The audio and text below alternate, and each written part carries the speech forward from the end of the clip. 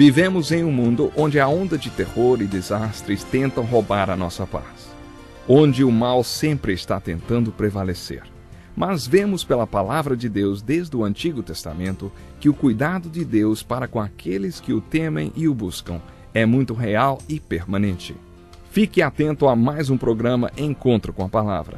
Aqui apresentamos a palavra de Deus como resposta a todas as mais difíceis questões da vida.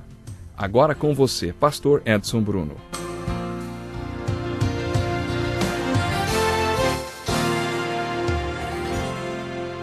Estamos começando mais um Encontro com a Palavra. Pegue sua Bíblia, acomode-se e acompanhe conosco a continuação do estudo do Evangelho de Mateus.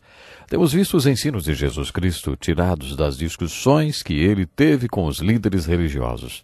Essas discussões vão se acirrando até culminarem com o discurso de Jesus no Monte das Oliveiras e a crise que levou à sua morte, ressurreição e ascensão. Alguns dos líderes religiosos eram muito políticos. Lemos algumas respostas que Jesus lhes deu no capítulo 22, através das quais Jesus nos dá um grande ensinamento sobre Deus e César. A pergunta foi: qual é a tua opinião? É certo pagar imposto a César ou não, hein? Jesus pediu que lhe trouxesse uma moeda e perguntou: de quem é esta imagem e esta inscrição? E eles responderam: de César. E Jesus respondeu: então, deem a César o que é de César e a Deus o que é de Deus. A aplicação que tiramos desse episódio é óbvia. Você tem a imagem de Deus estampada em você. Portanto, entregue-se a Ele. Deus não vai pedir o que é de César, mas às vezes César vai pedir aquilo que é de Deus. César pode pedir você. Ele pode pedir sua lealdade. Nesse momento, assim como Dietrich Bonhoeffer, você pode declarar desobediência civil e resistir a César. Esta parece ser a essência da resposta de Jesus aos líderes religiosos. Dentro desse assunto, encontramos outra passagem em que Jesus pagou imposto a César. Está em Mateus capítulo 17. Acho que Jesus foi um pouco irônico nessa questão. Ouça o que aconteceu e me diga se você concorda comigo. Os líderes religiosos aproximaram-se de Pedro e lhe perguntaram: o mestre de vocês não paga o imposto do templo? Pedro, que não era político nem teólogo naquele momento de pressão, respondeu: sim, paga. Logo depois disso, Jesus lhe perguntou: o que você acha, Simão? De quem os reis da terra cobram tributos e impostos? De seus próprios filhos ou dos outros? Pedro respondeu: dos outros. Então Jesus explicou que eles estavam se referindo ao imposto do templo, e aquele templo era do pai dele. Portanto, Jesus não tinha que pagar impostos. Pedro deve ter ficado chateado porque tinha errado em sua resposta aos líderes religiosos.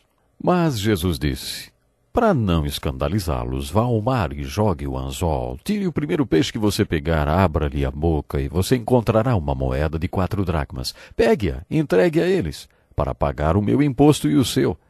Jesus deixou claro que ele não tinha que pagar imposto no templo, mas nos deixou um exemplo.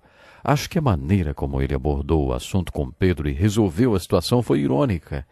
No capítulo 22 de Mateus, versículos 23 a 33, Jesus responde a alguns filósofos. Esses líderes religiosos pertenciam a vários segmentos. Os fariseus eram ortodoxos legalistas e os saduceus eram o que chamaríamos hoje de liberais. Eles não acreditavam em milagres e nem no sobrenatural e, portanto, não acreditavam na ressurreição. Eles procuraram Jesus e citaram uma lei que estudamos no livro de Ruth.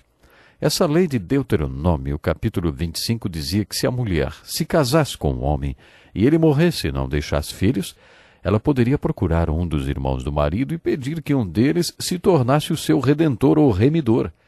Os saduceus disseram que, numa família, isso havia acontecido 7 vezes, sem que nenhum dos maridos houvesse dado filhos à mulher. Finalmente a mulher morreu. Na ressurreição, quem será o seu marido? Jesus então respondeu: vocês estão enganados porque não conhecem as Escrituras nem o poder de Deus. Na ressurreição as pessoas não se casam, nem são dadas em casamento, mas são como os anjos nos céus. Jesus foi além da simples resposta. Ele foi até a raiz da questão. Aqueles homens não acreditavam no sobrenatural e Jesus foi direto ao sobrenatural, dizendo: e quanto à ressurreição dos mortos, vocês não leram o que Deus lhes disse? Eu sou o Deus de Abraão, o Deus de Isaque, o Deus de Jacó. Ele não é Deus de mortos, mas dos vivos. Claro, isso quer dizer que Abraão, Isaque e Jacó tinham de estar vivos, ou então Deus diria: eu fui o Deus de Abraão. Mas Deus disse: eu sou o Deus de Abraão. Dessa maneira, Jesus enfocou o ensino bíblico sobre a ressurreição. A questão nesse diálogo entre Jesus e os saduceus é: você acredita no sobrenatural ou não? No capítulo 22, Jesus também responde aos teólogos. Um dos fariseus, um especialista no Velho Testamento, aproxima-se de Jesus e pergunta: mestre, qual é o maior mandamento da lei? Jesus deu uma grande lição, respondendo: ame o Senhor, o seu Deus, de todo o seu coração, de toda a sua alma e de todo o seu entendimento. O segundo é semelhante a este: ame o seu próximo como a si mesmo. Vocês se lembram, quando chegamos no fim do Sermão da Montanha, que falamos sobre olhar para dentro, para o alto e ao redor, para sermos parte da solução e da resposta de Jesus? Nesses dois mandamentos, Jesus complementa este ensino. Olhe para o alto, ame a Deus. Olhe ao redor, ame seu vizinho. Olhe para dentro, ame a você mesmo. Quando Jesus falou sobre amar a si mesmo, ele quis falar sobre autoaceitação, autorrespeito e autoestima. A opinião que você tem sobre si mesmo deve coincidir com a que Deus tem. Jesus nos ensinou a amarmos Deus integralmente, a nos amarmos corretamente e a amarmos o próximo incondicionalmente. No capítulo 23 do Evangelho de Mateus temos uma passagem sobre o que podemos chamar de a filosofia cristã de liderança. Vocês se lembram quando a senhora Zebedeu, mãe de Tiago e João, pediu pelos seus filhos no céu? Jesus disse: quem quiser ser o primeiro entre vocês deverá ser servo. Agora o assunto é o mesmo, só que Jesus foi mais específico. A discussão entre Jesus e os fariseus atinge seu apogeu quando ele os confronta a respeito da filosofia de liderança que tinham. Os líderes religiosos do tempo de Jesus eram uma antítese de tudo que Jesus ensinava a respeito de liderança. Aqueles líderes adoravam ser chamados de mestre, rabi, pai. E Jesus ensinou aos seus discípulos: vocês não devem ser chamados rabis. Um só é o mestre de vocês e todos vocês são irmãos. A ninguém na terra chamem pai, porque você só tem um pai, aquele que está nos céus. Tampouco vocês devem ser chamados chefes, porquanto vocês têm um só chefe, o Cristo. Jesus estava dando a base para a filosofia de liderança da sua igreja. Há alguns anos, os líderes da nossa igreja convidaram um homem que tinha sido administrador da Marinha para ser o administrador da igreja. Depois de 2 anos, entrei no escritório dele e encontrei-o muito desanimado e dizendo: prefiro 1000 vezes administrar um submarino inteiro do que uma igreja. Mas o que há de tão difícil na administração de uma igreja? A liderança de uma igreja não deve ser comparada à liderança usada pelo mundo para dirigir empresas, nem tampouco a qualquer divisão do exército. Como deve ser administrada uma igreja? Qual deve ser a estrutura de liderança da igreja? Não podemos comparar nada no mundo com a igreja. Concluímos isso quando entendemos o capítulo 23 de Mateus. Jesus estava repreendendo os líderes religiosos e a estrutura de liderança que eles adotaram. Percebemos que a discussão entre eles estava esquentando e ficando mais acirrada ainda. Fica evidente a crítica severa de Jesus aos líderes religiosos. Ai de vocês, mestres da lei, fariseus hipócritas! Percorrem terra e mar para fazer um convertido e, quando conseguem, vocês o tornam 2 vezes mais filho do inferno do que vocês. Ai de vocês! Vocês limpam o exterior do copo e do prato, mas por dentro eles estão cheios de ganância e cobiça. Fariseu cego, limpe primeiro o interior do copo e do prato para que o exterior também fique limpo. Ai de vocês! Vocês são como sepulcros caiados, bonitos por fora, mas por dentro estão cheios de ossos e de todo tipo de imundície. Assim são vocês. Por fora parecem justos ao povo, mas por dentro estão cheios de hipocrisia e maldade. Depois de ter dito tudo isso, não sobrou nada além de um julgamento ilegal e uma cruz. Os líderes religiosos não poderiam coexistir com Jesus depois do que ele disse. Mas essa repreensão tão severa termina com uma linda passagem que mostra a compaixão de Jesus. Jerusalém, Jerusalém, você que mata os profetas e apedreja os que lhes são enviados. Quantas vezes eu quis reunir os seus filhos, como a galinha reúne os seus pintinhos debaixo das suas asas, mas vocês não quiseram. eis que a casa de vocês ficará deserta. Pois eu lhes digo que vocês não me verão mais, até que digam, bendito é o que vem em nome do Senhor. Essas palavras, ao mesmo tempo que mostram toda a compaixão de Jesus, são também um impressionante alerta a respeito do julgamento vindouro. Os capítulos 24 e 25 de Mateus são chamados de o Sermão do Monte das Oliveiras. Jesus e seus apóstolos estão no templo e quando os apóstolos comentam sobre a magnificência daquela construção, Jesus diz: eu lhes garanto que não ficará aqui pedra sobre pedra, serão todas derrubadas.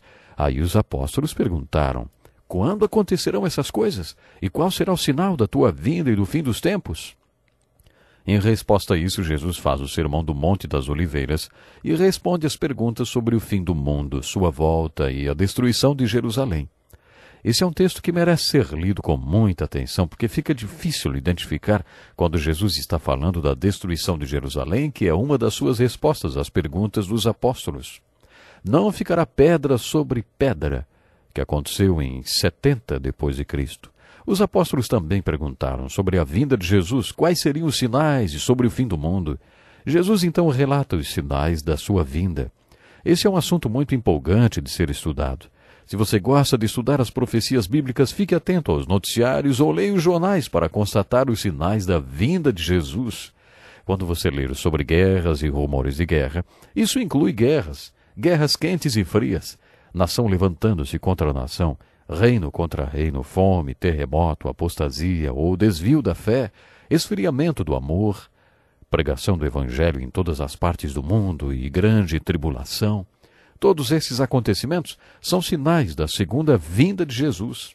Depois que Jesus deu os sinais de sua vinda, no capítulo 24, no capítulo 25, ele conta 3 parábolas. Nestas 3 parábolas, Jesus conta, antes de tudo, que sua segunda vinda será um julgamento. Nas Escrituras, o óleo representa o Espírito Santo. Jesus ensina a parábola das 10 virgens. Nesta parábola, as virgens sábias tinham óleo nas suas candeias e as insensatas não. As virgens que tinham óleo representam o povo que recebeu o Espírito Santo. O retorno do Senhor é representado nessa parábola pela vinda do noivo. As virgens que não tinham óleo dizem para as que tinham: dê-nos um pouco do seu óleo, pois as nossas candeias estão se apagando. Mas a resposta que obtiveram foi: não, pois pode ser que não haja o suficiente para nós e para vocês. Vão comprar óleo para vocês. Então elas saem desesperadas à procura de óleo e quando retornam, a porta já está fechada e elas não puderam mais entrar. De acordo com essa parábola, está chegando o dia em que será tarde demais para pedir, buscar e bater. Então hoje é tempo. Pense nisso até o próximo programa.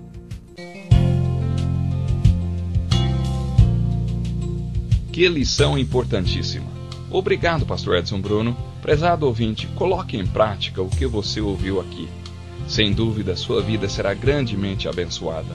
Este é um estudo escrito pelo Dr. Dick Woodward, na voz do pastor Edson Bruno.